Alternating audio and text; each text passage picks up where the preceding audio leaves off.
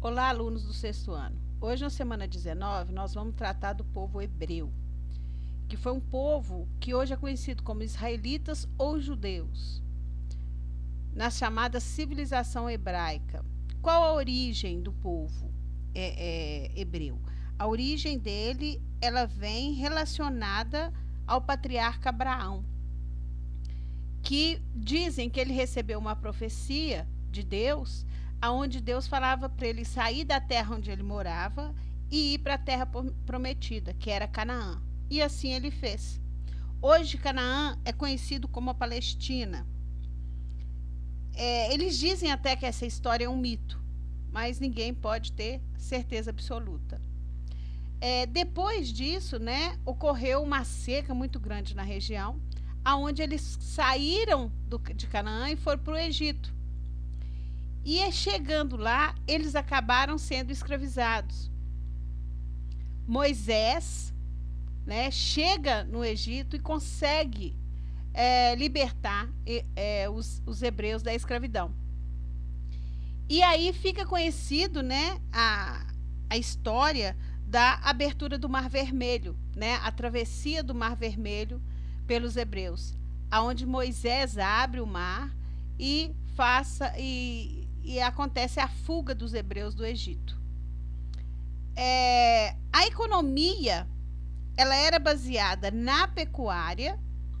Eles eram um povo nômade e seminômade, né, que também dedicavam à agricultura, ao artesanato, ao comércio.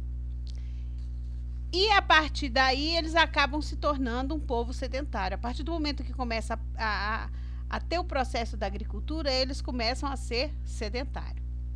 A religião é o único povo que nós vamos estudar que é monoteísta, ligada ao chamado judaísmo, que é o nome da religião do povo hebreu, e ela é baseada nos 10 mandamentos, que são as tábuas da lei, que foi entregue a Moisés. Na sociedade, nós temos 3 fases, né, que é a fase do patriarcado, a dos juízes e a dos reis.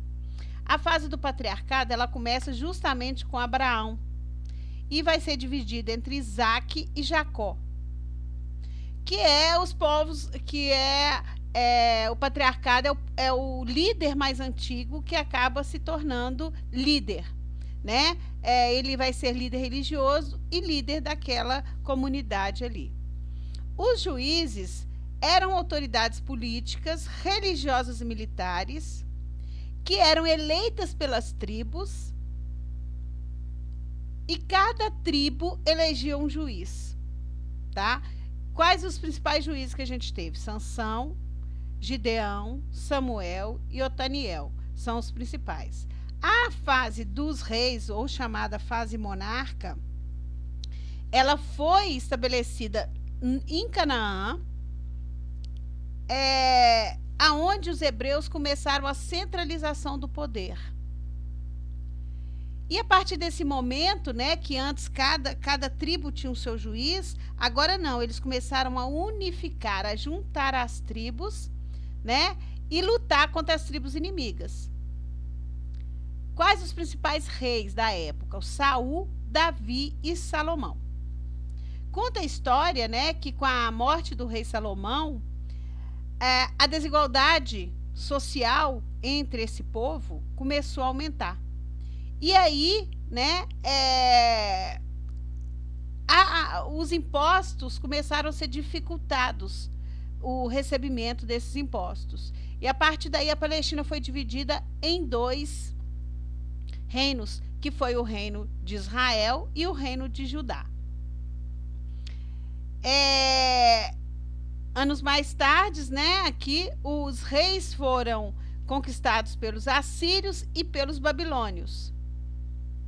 Os babilônios, eles escravizaram novamente os hebreus, formando o que a gente conhece como cativeiro da Babilônia, aonde eles depois foram eles conseguiram ser libertados e aconteceu o que a gente conhece como diáspora judaica. O que é a diáspora judaica? É